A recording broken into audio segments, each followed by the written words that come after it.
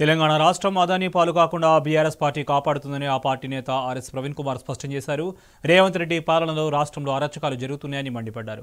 ఇవేమీ కేంద్ర ప్రభుత్వానికి కనిపించడం లేదా అని ప్రశ్నించారు. సీఎం రేవంత్ రెడ్డికి కిషన్ రెడ్డి, బండి సంజయ్, రఘునందన్ రావు రక్షణ కవచంగా నిలిచారని విమర్శించారు. గురుకులాలు మధ్యాహ్న భోజనంలో ఫుడ్ పాయిజన్ జరిగిందని వివరించారు. సీఎం రేవంత్ రెడ్డి మాత్రం హైదరాబాద్ నుంచి ఢిల్లీకి చక్కర్లు కొడుతున్నారని మండిపడ్డారు. హైకోర్టు సుమోటోగా స్పందించి రాష్ట్ర ప్రభుత్వానికి అక్షింతలు వేసిందని గుర్తు చేశారు. లగచర్ల మాదిరిగా దిలావర్పూర్లో ఇథనాల్ ఫ్యాక్టరీ కోసం భూసేకరణ చేసేందుకు ప్రయత్నించిందని తెలిపారు. స్థానికుల నుంచి తీవ్ర వ్యతిరేకత రావడంతో వెనుకడుగు వేసిందని చెప్పారు. టీఆర్ఎస్ పార్టీ కేసీఆర్ గారి నాయకత్వంలో, కేటీఆర్ గారి నాయకత్వంలో ఎవరి కోసం చేస్తున్నాం ఈ పోరాటం?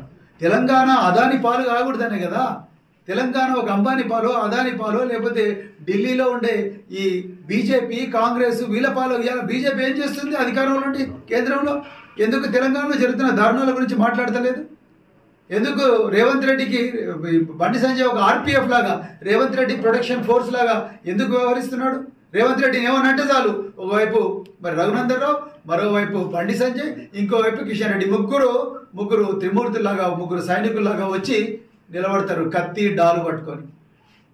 కాంగ్రెస్ బీజేపీ దొందు రెండు కూడా మరి బడేబాయి చోటేబాయి లాగా ఇలా రాష్ట్రాన్ని దోచుకునే ప్లాన్లు వేస్తున్నారు.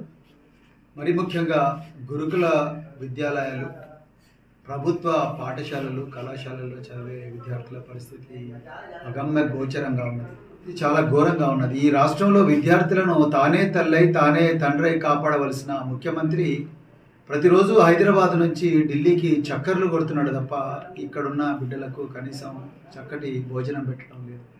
ఈ విషయాన్ని మరి తెలంగాణ హైకోర్టు చాలా సీరియస్గా తీసుకొని, ప్రత్యేకించి నారాయణపేట జిల్లాలో వరుసగా 3 విషాహార సంఘటనలు జరిగిన దాన్ని సోమోటగా కోర్టు స్వీకరించి ఇలా ప్రభుత్వానికి మొట్టికాయలు వేసింది. నిజానికి ఈ పని ముఖ్యమంత్రి గారు చేయాలి. ముఖ్యమంత్రి గారు అధికారులను పిలిపించాలి, అవసరం అనుకుంటే అధికారులను సస్పెండ్ చేయాలి, డిస్మిస్ చేయాలి. ఇదే ముఖ్యమంత్రి ఎల్బీ స్టేడియంలో నవంబర్ 14 నాడు ఏం చెప్పిండు? జాతీయ పిల్లల దినోత్సవం నాడు ఏం చెప్పిండు? పిల్లలకి ఎవరైనా నాణ్యత లేని ఆహారం పెట్టినా, విషాహారం పెట్టినా వాళ్ళు ఊచలు లెక్క పెట్టాల్సి వస్తుంది, అంటే జైలుకు పంపిస్తా అని చెప్పి వార్నింగ్ ఇచ్చిన ముఖ్యమంత్రి ఆయన సొంత జిల్లాలో, ఏ పాలమూరు బిడ్డ అయితే అని చెప్పుకుంటున్నాడు ముఖ్యమంత్రి, అదే పాలమూరు జిల్లాలో, అదే నారాయణపేటలో 3 వరుస సంఘటనలు వారం రోజుల్లో జరిగినాయి. ముఖ్యమంత్రి మాటలు కేవలం నీటి మూటలైనవి.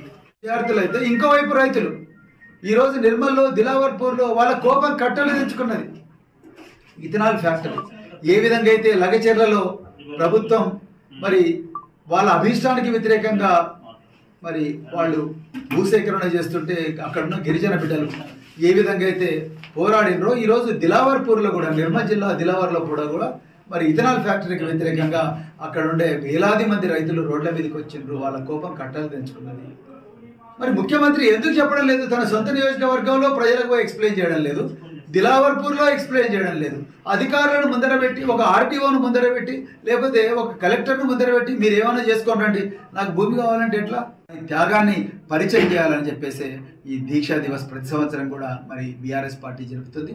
దీనికి తెలంగాణ అభిమానులు, తెలంగాణ ప్రజలు, తర్వాత భారత రాష్ట్ర సమితి కార్యకర్తలు అందరూ కూడా పెద్ద ఎత్తున స్వచ్ఛందంగా మరి ఆనాడు కామారెడ్డికి ఉదయం 10 గంటలకు నవంబర్ 29 నాడు తెలంగాణ అమరవీరులకు నివాళి అర్పించడం కోసం, కేసీఆర్ గారి త్యాగాలను మరొక్కసారి స్మరించుకోవడం కోసం, అదేవిధంగా కేసీఆర్ గారి 10 సంవత్సరాల పాలనలో తెలంగాణ ఒక స్వర్ణయుగం చేసింది. ఆ స్వర్ణయుగ స్మృతులను మరొక్కసారి నెమరు వేసుకోవడం కోసం అందరూ కూడా కామారెడ్డి నవంబర్ 29 ఉదయం 10 గంటలకు రావాల్సిందిగా కోరుకుంటూ మరొక్కసారి జై తెలంగాణ.